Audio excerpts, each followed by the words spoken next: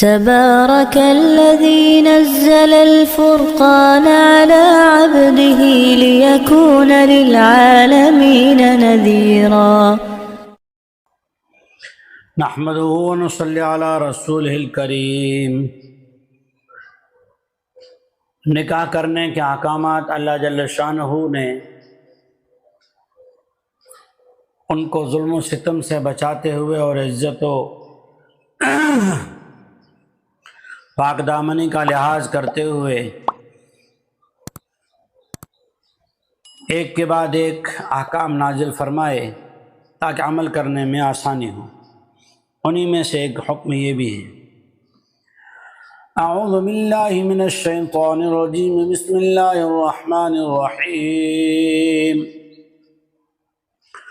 ومن لم يستطع منكم طولا أن ينكح المحصنات المؤمنات فمما ملكت أيمانكم من فتياتكم المؤمنات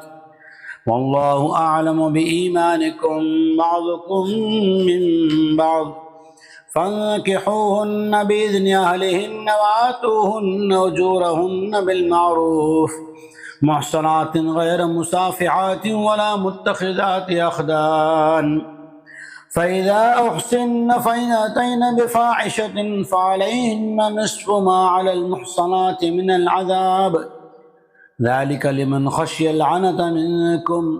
وأن تصبروا خير لكم والله غفور رحيم۔ اور تم میں سے جو لوگ آزاد مومنہ عورتوں سے، خاندانی عورتوں سے نکاح کرنے کی طاقت نہ رکھتے ہوں کہ ان کے مہر اور نان نفقہ زیادہ ہوگا، تو وہ تمہاری میں سے جو باندیاں ہیں، جو کنیزیں ہیں، مؤمنات ہیں، ایمان والیاں ہیں،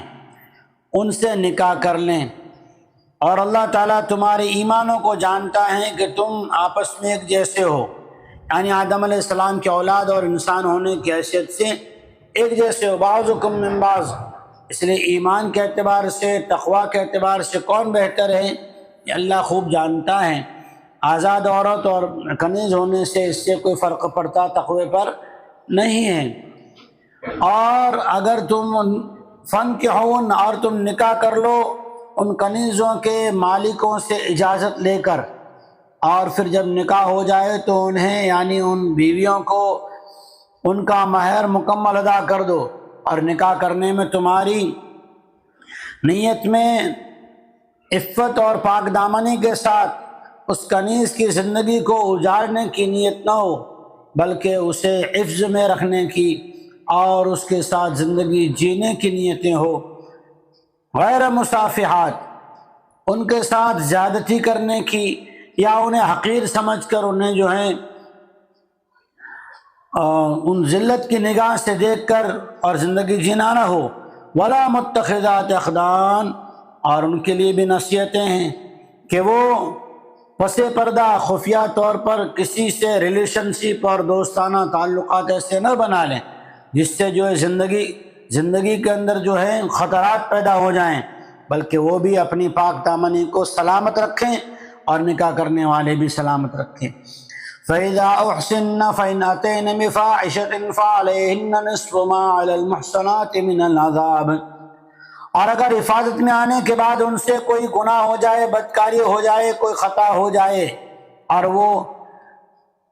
بگواہ شرعیہ اور شرعی عدالت میں، گواہ شرعیہ اور شرعی عدالت میں ثابت بھی ہو جائے تو انہیں آزاد عورتوں کے مقابلے میں آدھی سزا ملے گی۔ ذالک لمن خشی العنت منکم، یہ باندیوں سے، مومنات باندیوں سے نکاح کرنا ان لوگوں کے لیے ہیں جنہیں گناہ میں مبتلا ہو جانے کا خطرہ ہو۔ وَأَن تَصْبِرُوا خَيْرٌ لَكُمْ، اور اگر تم اپنے نفس کو روک لو اور خواہشات سے رک جاؤ اور اپنے آپ کو قابو میں رکھو تو تمہارے لیے بہتر ہے۔ واللہ غفور رحیم، اور اگر نادانی میں، جہالت میں کوئی گناہ ہو گیا تو اللہ تعالیٰ سے توبہ کر لیجئے، جیسا آگے آیتوں میں آ چکا ہے۔ انما التوبۃ علی اللہ للذین یعملون السوء بجہالۃ، میں گناہ ہو گئے تو اللہ جل شانہ سے فوراً معافی مانگ لو۔ اللہ تعالیٰ معاف کرنے والا بھی ہیں، بہت رحم کرنے والا بھی ہیں۔ یہ جو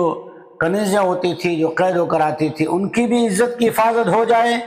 اور نوجوان ایسے غریب غربا جو اسلام میں داخل ہوئے، یا ایسے صحابہ کرام رضی اللہ عنہم اجمعین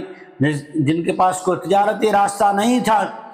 تو ان کی عزت کو بچانے کے لیے بھی اسلام نے آپس میں جوڑے بنا لو اور نکاح کر لو۔ یعنی بدکاری سے، زنا سے کتنا بچایا اللہ جل شانہ نے، اور کتنی عزت کی حفاظت کرنے کی کتنی باتیں اللہ جل شانہ نازل فرمائی، کہ ایک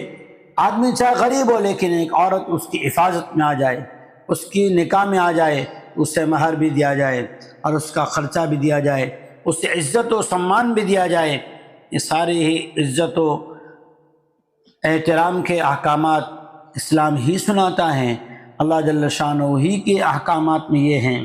یہ اسلام ہے، یہ اللہ کا کلام ہے۔ اللہ جل شانہ ہمیں قدردان نصیب فرمائے، سمجھ اور فہم عطا فرمائے، سیکھنے، سکھانے اور دوسروں کو یہ بتانے کی توفیق عطا فرمائے کہ اسلام کیا ہے، اسلام نے عورت کو کیا عزت دی، چاہے وہ آزاد تھی تو کیا عزت دی، اگر وہ کنیز بھی بن کر آئی تو اللہ نے کیا عزت دی۔ اللہ کے واسطے اللہ کے کلام کو سمجھیے، سیکھیے، اور اپنے علماء کے پاس بیٹھ کر اس کو سمجھنے کی کوشش کیجیے، تاکہ ہمارے ذہنوں میں اس وقت جو